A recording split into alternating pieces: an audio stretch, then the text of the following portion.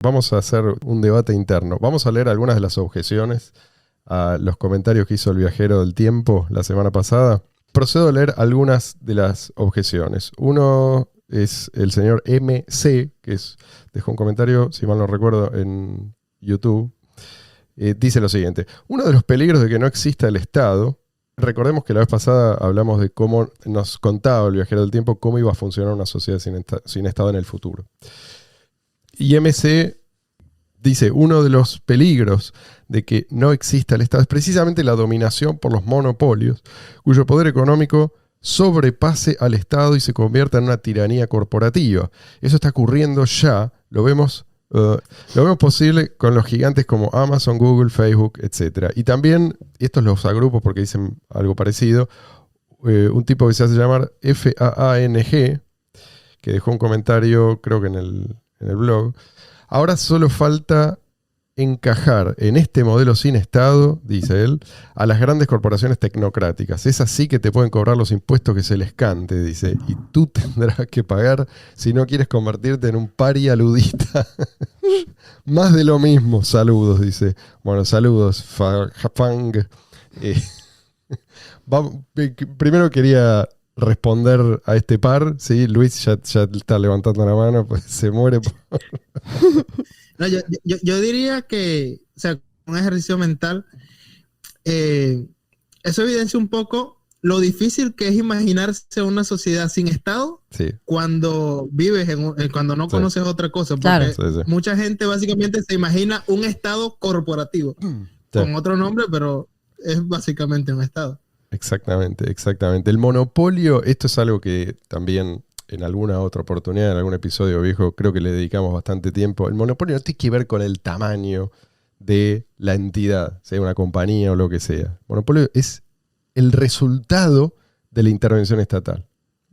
Que no haya competencia debido a que el Estado permite eso. Exactamente. Todas estas patentes, beneficios impositivos que algunos tienen, que se le conceden a algunos y a otros no, barreras. El amiguismo. Obviamente, sí, pero digo, en general barreras incluso formales a la competencia. Sí. Son cosas que hacen demasiado caro competir, ¿sí? Entonces, estas compañías pueden darse el lujo de maltratar a sus clientes, digamos, pues no tienen competencia. Y de hecho, las compañías muy grandes, incluso cuando hay competencia, hay un tamaño máximo para que una compañía sea eficiente. En general, más allá de ciertas dimensiones, empiezan a enfrentar naturalmente la competencia de compañías más chicas. Se les va de las manos por ahí. Sí, se vuelven escleróticas. Sí. Y además se vuelven burocráticas, aun si no son dependencias estatales. Entonces, salvo que tengan protección estatal, no pueden evitar que verse constantemente amenazadas por compañías más chicas que vienen con ideas nuevas, ¿sí? Con nuevos bríos, gente joven que viene con ganas de comerse mercados que por ahí no están bien servidos por estas grandes compañías. Eso es lo que pasa si vos sacás de en medio del Estado. Un ejemplo que lo estamos viviendo actualmente, el tema de los taxis versus Uber y todas las... O sea, es como lo que dice él, es como decir, no, si no hay taxis, digamos, si no tenés los taxis vas a tener el monopolio de Uber. Y mirá lo que pasa, o sea, vos tenés Uber, tenés Cabify, tenés, Didi, qué sé yo, Lyft, hay un montón de compañías, porque salió una y salieron un montón a competir en el mercado. Entonces no es que si vos, o sea... Tenés para todos los gustos, tenés precios para la más persona que dice que va a pasar eso, es que la persona que vivió toda la vida con taxis y no puede comprender, no puede imaginar un mundo sin taxis, digamos, o que no exista otra forma de manejarse, de tener este tipo de servicio que no sea el taxi regulado y matriculado por el gobierno, bla, bla, bla. O sea, es lo que dice Luis, es no poder imaginar, o sea, tener digamos que la manera de pensar está estructurada con el lenguaje del Estado y con Es una persona que viene con una solución. Claro. ¿Sí? Y esa solución se impone. Entonces, si eso es lo único que viviste, te va a costar, ¿no? Pensar en un mundo en el cual hay opciones. Claro. Y esos que ofrecen opciones compiten entre sí y vos, como consumidor, tenés la posibilidad de optar por la que más te sirve, sea porque te da un mejor servicio, pues más barata o por el motivo que sea. Claro, porque eso, al existir la competencia, vos vas a tener personas que se les va a ocurrir hacer para tal servicio, tener un valor agregado, ¿no? Siempre como decir, bueno, yo voy a innovar con esto. O sea, uno dice, bueno, yo voy a tener, en el caso de, estamos hablando de taxis y Uber, qué sé yo, voy a tener autos de alta gama para gente muy rica. Otro va a decir, yo voy a hacer un servicio bien barato para que lo usen los que te van a trabajar, los chicos, qué sé yo, la gente que, bueno, personas de clase media, clase baja. Otro va a decir, bueno, yo voy a tener, qué sé yo, un bar adentro del auto, ponele, qué sé yo, y le voy a ofrecer, el tipo va a tener un bar, el diario, no sé. Y así es como las malas ideas. Un acompañante que le echarle. Mueren las malas ideas. Claro. Si la mala idea es estatal, nunca muere. Sigue recibiendo financiamiento independientemente de si la gente lo quiere o no, o si prefiere otra cosa. Deidor Crypto dice: me encantaría que desarrollen de forma seria, dentro de las ideas de no Estado, entre comillas, la seguridad, dice policía, entre paréntesis, justicia, leyes, entre paréntesis, y qué impide que alguien con mucho dinero abuse de eso. Coincidimos en que el Estado hace mal, que hace mal eso también, pero las versiones que he escuchado no me cierran. O como no lo convencemos. Yo lo primero que le diría a Deidor es: compara, primero, antes de decirme esto es peor, tenés que estar comparándolo con algo, ¿sí? No me puedes decir que esto es peor o que no te convence si vos no lo comparás con algo que sí conocés, ¿sí? ¿Peor que qué? O sea, tenés que tener un punto de referencia. Entonces, la pregunta que yo me hago siempre es, primero, ¿cómo funcionan estos servicios? Estos servicios que se brindan en condición de monopolio, digo. Ajá. ¿No? Tema de la justicia. ¿Usaste alguna vez la justicia? ¿Sí? ¿O lo único que haces es ver? No, ojo, Deidor la mejor, pero digo, si vos tenés la propaganda de cómo funciona la justicia, el sistema de justicia, y o tu referencia es alguna serie en la cual hay un abogado que es un héroe o una abogada que es una heroína y que usa el sistema de justicia, que por ahí tiene algunas manzanas podridas, qué sé yo, pero ella, viste, puede con su fuerza de voluntad y con su espíritu emprendedor. No, a ver, esto no funciona así.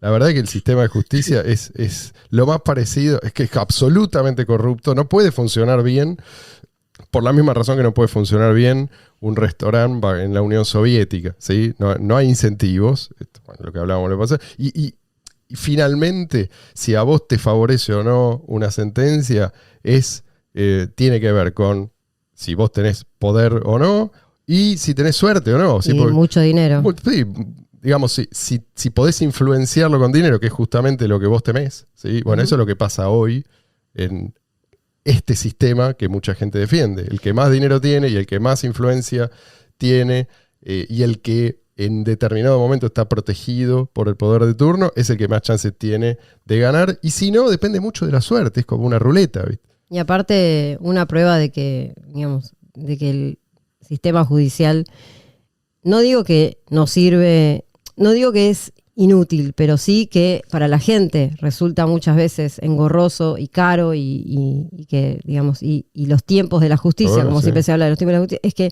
en la mayoría de los casos la gente prefiere resolver los conflictos en forma privada, ¿sí? O sea, ver la manera, o sea, en la mayoría... O no resolverlos, porque la inmensa mayoría no pasan por el sistema de justicia. Sí, pero tratás de evitar en lo posible ir a la justicia, porque sabés que si te metés en el camino de la justicia es un camino largo, caro, y aparte la cantidad de veces que por ahí tenés que ir a un juzgado, o sea, todo lo que implica ya de movida la burocracia del Estado metida en la justicia es algo que realmente... Sí, es un trabajo que te nadie dan a vos, quiere estar ahí, o sea, nadie quiere estar ahí. Si lo podés evitar, lo vas a evitar a toda costa. Entonces es como que, bueno, decís, entonces no es el mejor sistema, porque si no todo el mundo apelaría a esa supuesta solución.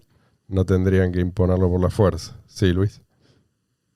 Yo creo que lo que plantea, por ejemplo, el anarcocapitalismo, por ejemplo, que te habla de justicia policéntrica, más que un sistema muy específico ya como utópicamente escrito en un libro, esto es lo que va a pasar, es especular sobre que la gente buscaría formas de interactuar a través de intermediarios que vendría siendo como quien dice abogados, ¿no? Uh-huh. Abogados y juzgados, etcétera, pero en busca de compensaciones.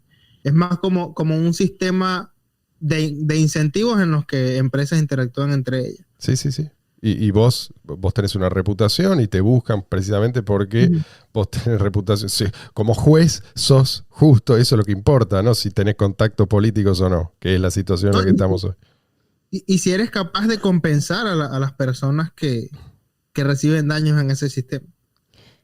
Quería decir una cosa antes de pasar al próximo, que con respecto a los monopolios, que no mencionamos, pero me parece importante mencionar que si hablamos de miedo a los monopolios, el monopolio que tiene el Estado, que es el monopolio de las armas, el monopolio de la fuerza, el monopolio de la ley, de la creación de leyes, que en su gran mayoría son injustas, o no son injustas, pero que funcionan, o sea, que no sirven para todos los casos, no se hacen cumplir. Justas. Claro. Y el monopolio de la moneda, o sea, tenés todos esos monopolios que son inevitables, ¿no? El tema de policía, del tema de las armas y el tema de la moneda. Entonces, ya eso ya te tiene que decir algo. O sea, ese monopolio es el que más hay que temer, me parece a mí. Y además es la condición de posibilidad de los otros monopolios. Uh-huh. Todos esos monopolios de los que habla a partir de eso no existirían si no fuera porque previamente tenés el monopolio del uso de la fuerza en una determinada jurisdicción. Sí. Donde llega al punto en algunos lugares, en algunos países, a que las armas, por ejemplo, la población normal, civil, no pueda directamente tenerlas. O sea, ya es a ese punto. O sea, el monopolio de la aportación de armas es solamente para los que el Estado permite que tengan que tener, ¿no? El uniforme adecuado. Es con el permiso del Estado y bajo circunstancias muy específicas. Son ellos, en definitiva, los últimos decisores. Después, bueno, hablando de policía, también. Perdón, acá decía... bueno, no me cierra cómo funcionaría. Está bien, no te cierra. Entiendo, no estás acostumbrado a pensar en estas cuestiones, pero sí podés mirar a tu alrededor y ver cómo funciona la seguridad que supuestamente provee el Estado hoy en día. Imagínate si vos no dependiera de vos en absoluto. Vos dependés de la policía, ¿sí? Para tu seguridad. Estás a la buena de Dios, ¿no? La realidad es que hoy en día vos dependés de tu capacidad para estar atento, si ves en una ciudad, para estar atento, ¿sí? Uh-huh. De la llave que le pones a tu puerta, de la alarma, de los perros que tenés. O sea, la seguridad depende de vos, no depende. La policía, si alguna vez tenés un problema, aparece por ahí. Después de que pasó todo. Claro, varias horas después o al día siguiente a tomar nota. Con un blogcito a tomar nota. Cuénteme. Pero esa es la función. La policía en general lo que está haciendo es... Fíjate cómo los incentivos nunca desaparecen. ¿Qué es lo que le conviene a la policía? Hoy en día, en general, el tercer mundo. Ir y pedirle documentos a los automovilistas. ¿Por qué? Pues sabe que el tipo que tiene un auto probablemente tenga dinero, entonces puede pedirle una coima. ¿Tá? Entonces el policía se va a dedicar más ahí, lógico, porque ahí no arriesga su vida, ¿sí? O lo más probable es que el riesgo sea muy bajo y la recompensa es más alta. ¿Por qué entonces no están tan atentos a lo que a vos te preocupa? Y porque no tienen el incentivo adecuado. Entonces, o proteger a los piqueteros, como el otro día. Exacto, el otro día pasó esto. Estaba acá en la ciudad de Buenos Aires, policía protegiendo un piquete y se llevaron preso a un tipo que trató de pasar, cometió el pecado de querer circular. Y se lo llevaron preso al tipo, lo esposaron y se lo llevaron preso. Mientras los tipos que están bloqueando... ¿no? Ellos tienen permiso. Avenida, tienen la protección de la policía. Exacto. Bueno, contra eso tenés que comparar, ¿sí? El otro escenario. Esta es la basura, ¿sí? Que vos tenés que estar juzgando. Y después lo demás, te acompañamos. ¿Sí? Por otro lado, no te estamos diciendo que nosotros sabemos exactamente. Eso es lo que iba a decir. Claro. Esto que hicimos la vez pasada es un ejercicio de pensar, imaginar. Marcelo se sentó a pensar, imaginar maneras de resolver los problemas que hoy tenemos, ¿sí? Que sean por fuera del Estado, pero no, y lo que hicimos fue eso, imaginar, pensar cómo puede llegar a ser, o sea, jugando con el tema del viajero del tiempo y todo eso, pero en realidad es un ejercicio mental de pensar de qué manera, o sea, si el Estado no estuviese, ¿cómo nos organizamos? ¿Cómo hacemos para solucionar? ¿Cómo nos encargamos de cada una de las cosas para vivir armónicamente en sociedad? Es una manera. No quiere decir, porque siempre a los ANCAPs o a los anarcocapitalistas o anarquistas en general se les dice, bueno, ¿y cómo va a ser? Yo hice el chiste, ¿no? De ¿quién va a hacer las rutas? ¿Quién se va a ocupar de los niños? ¿Quién se va a ocupar de los pobres? Siempre se hacen esas preguntas porque dicen, pero la respuesta siempre es la misma. O sea, no sé cómo va a ser. Sé que de esta manera, como vivimos hoy, no es la mejor manera, eso seguro. Es que lo sabemos pruebas todos. De que no es la mejor porque te lo tienen que imponer. El tipo que realmente cree que tiene una buena solución para tal o cual problema, te la ofrece, no te la impone. ¿Sí? Y vos elegís. Esta manera de encararlo, parece que, y me refiero a Deidor, me dirijo a él, te va a alejar de esta idea de que hay una solución única. Pregúntate, ¿qué te gustaría a vos que te ofrecieran? Y además es imaginarlo, diría yo, con elementos que ya existen. Porque la seguridad privada ya existe desde hace mucho. Y las demandas entre privados ya existen desde hace mucho. Tal cual. Yo lo que pienso que podría pasar en un escenario en el que, digamos que ya no necesitamos del Estado y la justicia se administra de una forma diferente, es lo mismo que pasaba con Bitcoin, por ejemplo. Que desde los 90 o quizás desde antes ya habían piezas propuestas y de repente llega algo, toma esas piezas y crea algo que funciona bien como una solución. Exactamente.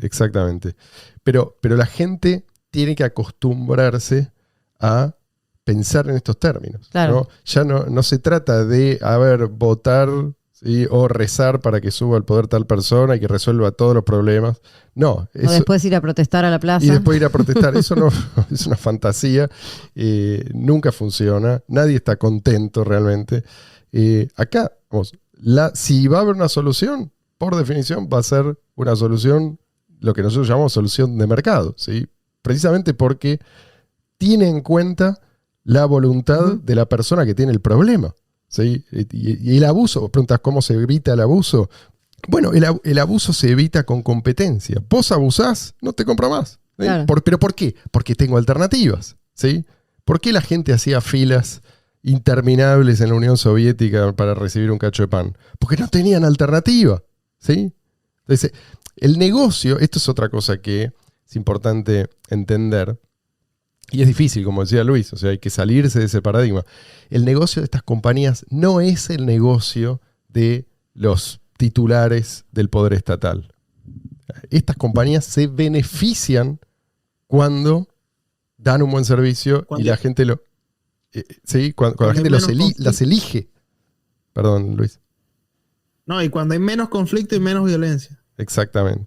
Entonces, nosotros simplemente acá estamos jugando, entre comillas, dentro de un marco en el cual esas soluciones pueden emerger. No es que sabemos exactamente cómo, y no es posible eso. O sea, el mercado es impredecible, hay demasiados factores, pero no es posible para nadie, no es para nosotros o para el presidente, para nadie. Precisamente por eso hay que abrir el juego, ¿sí? Nosotros sí podemos imaginar posibles soluciones si partimos de una pauta básica, ¿sí? O sea, si vos reconoces que nadie puede imponerse por la fuerza, ¿sí? Que nadie puede obligarte a usar sus servicios. O sea, en este nuevo contexto, te vas a dar cuenta de que no solamente no pueden obligarte, sino que además no les conviene.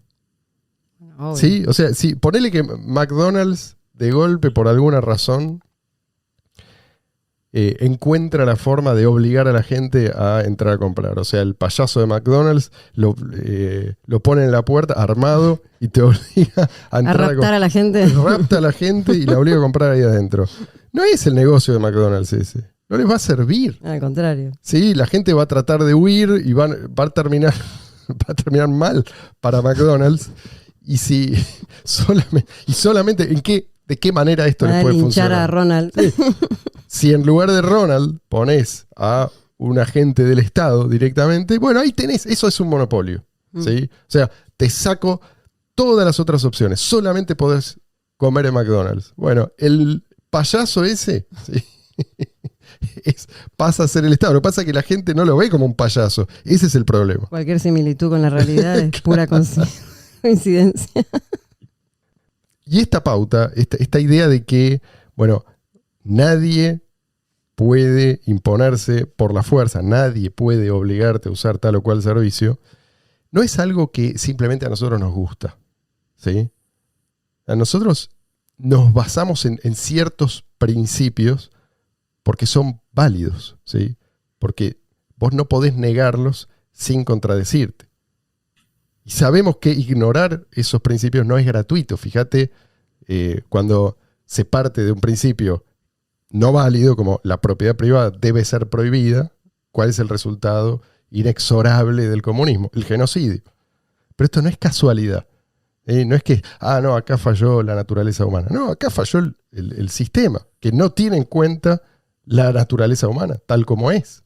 Y los mismos que quieren imponer, que quieren imponer ciertas cosas a los demás, o sea, que quieren tener, digamos, la última palabra para cierta cosa. La salud tiene que ser pública, sí o sí, o qué sé yo, o McDonald's tiene que ser el único lugar para comer.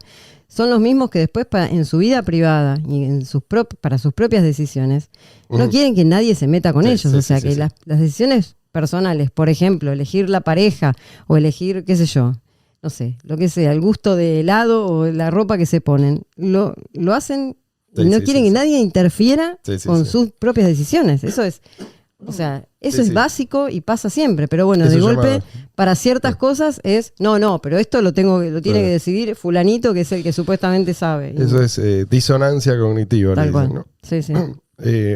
Ellos pueden entenderlo, pero por alguna razón no, porque hay todo un sistema. No, y por conveniencia, además, porque hay todo un sistema de adoctrinamiento. A veces no es que te conviene, ¿sí? Y a veces mucha gente se da cuenta tarde de que los han estafado toda su vida, que ese sistema, por ejemplo, de salud que les prometieron cuando lo necesitan, les falla. Bueno, digo, mucha gente es víctima de adoctrinamiento. Creo que la mayoría, por lo menos en alguna etapa de su vida. Entonces, te pueden entender, sí, esto funciona, pero para ciertas funciones necesitamos sí o sí el Estado. Lo que no ven es que el Estado no solamente no te resuelve el problema, sino que te quita recursos que por ahí te permitirían resolverlo. Además de que te multiplica los problemas, ¿no? Que te los multiplica y que te genera más problemas. Sí, pero no puede ser de otra manera, porque así es como dentro del aparato estatal la gente prospera. O sea, cada uno de estos organismos, cada uno de estos ministerios se expande y se tiende a expandirse y tiende a eternizarse justamente eternizando los problemas y multiplicando los problemas. ¿De qué le sirve resolver un problema a un ministerio si al resolverlo tendría que desaparecer? No, siempre te va a decir que el problema es más grave de lo que realmente es y lo va a agravar si no se agrava solo. Y que necesitan más financiamiento, siempre. Claro, exactamente. Es un tema de incentivos. Hay buenas razones por las cuales los programas estatales suelen dar resultados opuestos a los buscados.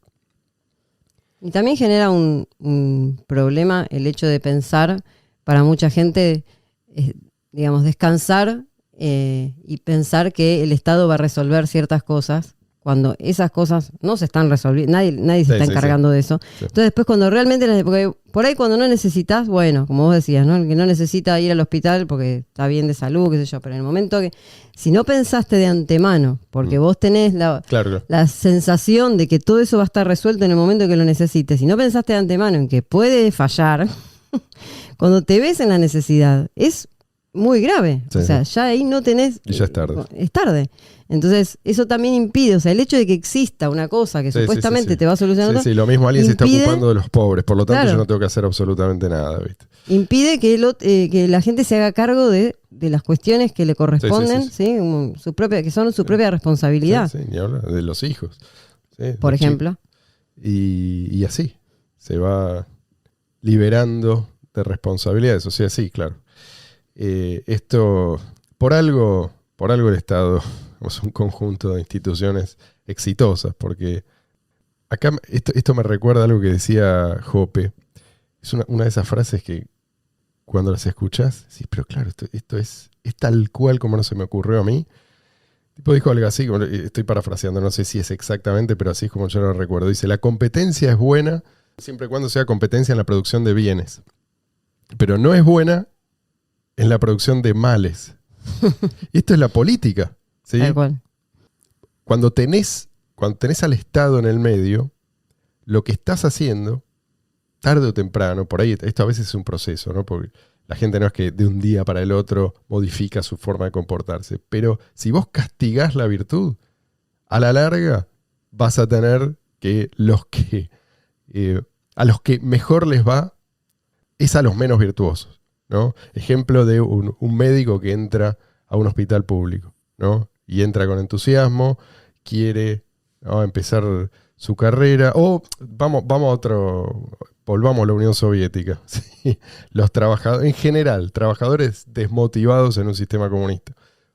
Esto es lo esperable. ¿Tiene sentido culparlos a ellos? El resultado es Chernobyl, por ejemplo. Exacto, pero el resultado es el Chernobyl, que es un extremo. Pero a lo que voy es que a la larga sí o sí vas a tener estos resultados. Vos sacás al Estado en medio y pasa exactamente lo contrario. Lo que tenés es que el afán de lucro te convierte incluso los vicios en virtudes. Uh-huh. Porque no te queda otra que atender a las necesidades del prójimo. No hay estas barreras artificiales a la competencia. Entonces un tipo quiere poner que el tipo no es particularmente virtuoso. El tipo quiere simplemente impresionar a otro. Quiere estatus. Quiere comprarse un yate más grande que el del vecino. ¿Sí? No es algo, digamos, muy loable, pero el tipo se tiene que romper el alma trabajando para servir a otros. O sea, es la única forma en que en una economía libre vos podés obtener recursos, ¿no? No necesariamente las cosas van a pasar como en el ejemplo que diste en el episodio pasado. Lo importante es que pasen, ¿no? O sea, hay diferentes formas de imaginarnos cómo puede ser el futuro. Yo no me imagino un dron que va con la persona y que incinera a cualquiera que ose amenazar su integridad bienestar físico, sí, su integridad. Pero cosas como la impresión 3D, entre otras muchas cuestiones, me hace pensar que podemos ver cosas buenas en el futuro para que la gente pueda defenderse, para que la gente pueda estar segura y para que sea más libre. Es inevitable, Luis, lo lamento. Y yo creo que es importante pensarlo, porque a pesar de que puede haber gente optimista y gente pesimista, pero es importante de todas maneras imaginarlo. Sí. Imaginarlo, o sea, poner un poco de optimismo en favor de esa imaginación, de decir, bueno, esto puede... Sí, no hay nada, o sea, en la naturaleza de la realidad que lo impida. Sí, puede ocurrir y me gustaría que ocurra, y de esa manera uno ya va generando... ¿no? Sí, o sea, ya va generando que de alguna manera te comportás como para que eso ocurra. O sea, vas buscando la forma. Si no, si vos decís, bueno, no, vamos a vivir toda la vida así, bueno, ya está, no haces más nada. Es como que te quedás... No contribuís a que eso algún día tenga lugar. Sí, exactamente. Sí. Y capaz no sabemos cómo va a ocurrir. Yo recuerdo que hace muchos años yo veía uno que otro video o programa o noticia que hablaba de la impresión 3D. Uh-huh. Y una de las cuestiones era la autodefensa, que había un modelo 3D de un arma que la gente podía imprimir para defenderse de sus casas. Pero era de un material que, si no recuerdo bien, luego de cierto número de usos se rompía, se agrietaba, porque era como un plástico, ¿no? Y me preguntaba en aquel momento si en algún momento se podría imprimir 3D una persona en su casa con metal. Y hace unas pocas semanas veía justamente que no solamente ya se puede, sino la noticia que veía es que cada vez es mejor la tecnología para que la gente lo haga en sus casas. Pero no estoy diciendo que Luis Rodríguez sea un tipo que piensa que todo el mundo tiene que tener 40 AK-47 en su sótano. pero sí, a veces las cosas pasan y uno capaz no está prestando atención y ve y luego se entera de que algo muy bueno ha ocurrido. Vos portate bien y no vas a ver ningún dron pulverizándote, por ejemplo.